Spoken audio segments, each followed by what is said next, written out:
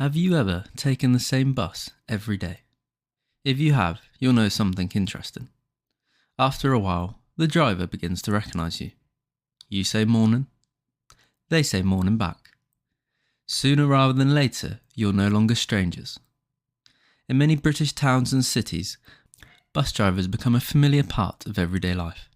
Some are quiet, some are funny, some have personality, and some remember almost every passenger.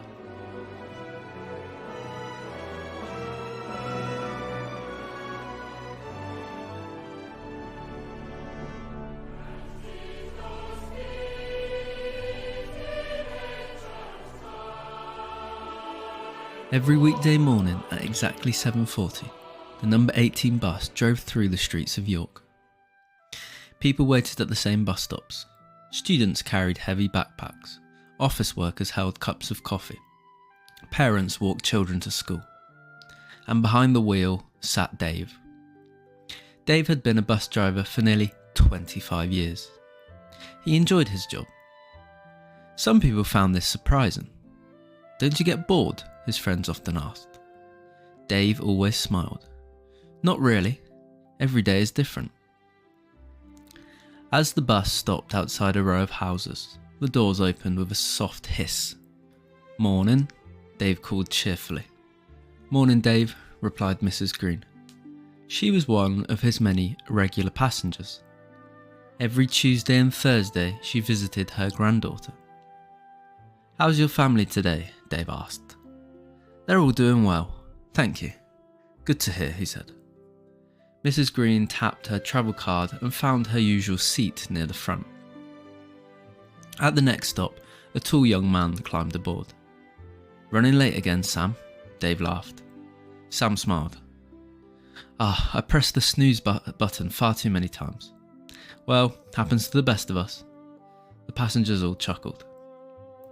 The atmosphere on Dave's bus always felt relaxed. People smiled more.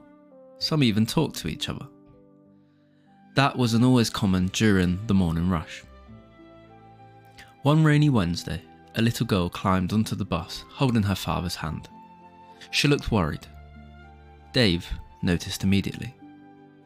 "First day at your new school?" The little girl nodded quietly. "That's exciting." But I'm nervous," she said. Dave smiled kindly. "Don't worry, everyone feels nervous on their first day. I even felt nervous the first day I started driving buses." "You did?" she asked. "Oh yes, I even drove down the wrong road once." The little girl laughed, and her father smiled behind her. By the time they reached the school, she looked much more confident. You see, every morning brought something different. One day, an elderly gentleman forgot his shopping bag. Dave noticed before the bus had travelled very far. He safely stopped at the next stop. "Mr. Collins." The gentleman looked up. "You've left your shopping." "Oh dear," he said. Everyone laughed gently. Mr. Collins thanked him several times. "You've saved my lunch." Another morning, heavy rain covered the town. People climbed onto the bus, carrying dripping umbrellas. The windows became covered in tiny drops of water. Outside, the streets looked grey and dull. But inside, Dave remained cheerful. "Well," he announced, "at least nobody has to water their gardens today." Several passengers found his comments amusing. And sometimes that's all people needed on their daily commute. One Friday, something unexpected happened. As the bus approached the stop, Dave looked around. "Has anyone seen Lucy?" Lucy was a university student. She caught the number 18 almost every morning. Always the same stop. Always carrying the same blue backpack. Always reading a book. However, today, she wasn't there. She was nowhere to be seen. Mrs. Green looked out of the window. "That's unusual." "Perhaps she's ill," Sam suggested. Dave nodded thoughtfully. "Well, I hope she's all right." The following Monday, Lucy returned. As she stepped onto the bus, Dave greeted her with a warm smile. "Welcome back," he said. Lucy looked surprised. "Oh, you must have noticed then." "Of course I did. You've been riding this bus for nearly 2 years." "Ah, I had the flu," she explained. "Well, we're all glad you're feeling better today." Several other regular passengers smiled at her as she walked by. It felt nice to know somebody had noticed. One afternoon, Dave saw something lying on one of the streets after everyone had left. A small wallet. He picked it up carefully. Inside were bank cards, some cash, and also a student card. The name on the card was an Emily Turner. Dave recognised it immediately. Emily caught his bus every weekday after college. Instead of handing the wallet to the depot straight away, Dave left a message with the bus company. The next morning, Emily was waiting nervously at the bus stop. Before she even spoke, Dave smiled. "Looking for this?" He held up the wallet. Emily's face lit up like a Christmas tree. "Oh my gosh, thank you so much. I thought I'd lost it forever." She checked inside. Everything was still there. "Thank you so much." Dave shrugged. "I was just looking after it." As the summer months arrived, the mornings became brighter and longer. People opened the bus windows. Sunlight filled the seats. Children pointed excitedly at parks and rivers as the bus drove by. One morning, Dave looked in his mirror and noticed something. Almost every passenger was looking at their phone. Nobody was talking. The bus felt unusually quiet. Dave smiled to himself. Then, at the next red traffic light, he spoke. "I've got an important question." People looked up. "What do you think is Britain's best biscuit?" The passengers laughed before sharing their own opinion, and soon everyone did indeed have an opinion. "Chocolate digestives," one said. No, hobnobs." "No, custard creams." "Shortbread," another said. Even passengers who had never spoken before joined the conversation. And for the rest of the journey, people discussed biscuits instead of looking at their phones. When they reached the town centre, Mrs. Green smiled. "That was much more enjoyable than checking emails. Thanks, Dave." As the year progressed, one cold December morning, snow finally began falling in England.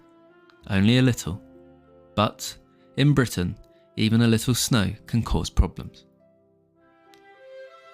Traffic moved slowly, the roads became busy, even some buses were cancelled. Dave drove carefully.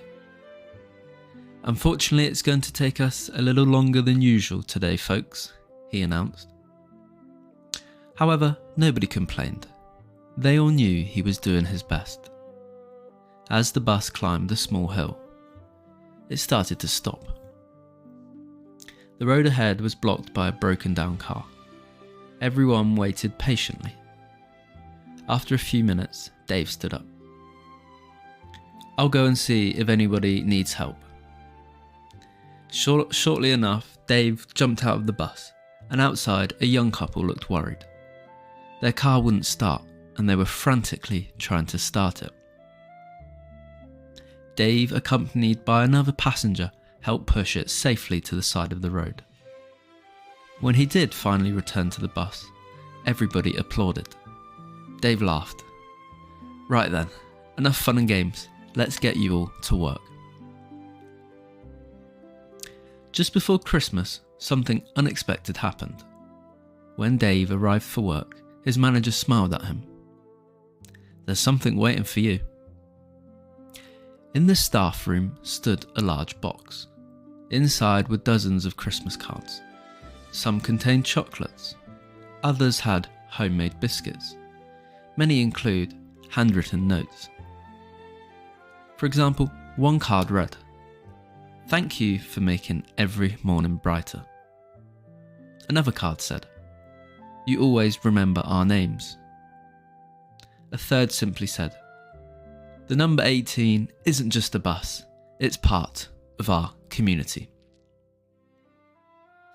Dave sat quietly for a moment, reading and thinking, taking it all in. He really hadn't realised how much those small conversations and small actions meant to people. His manager smiled. "Dave, you made quite an impression. I hope you know that." Dave looked at the cards again.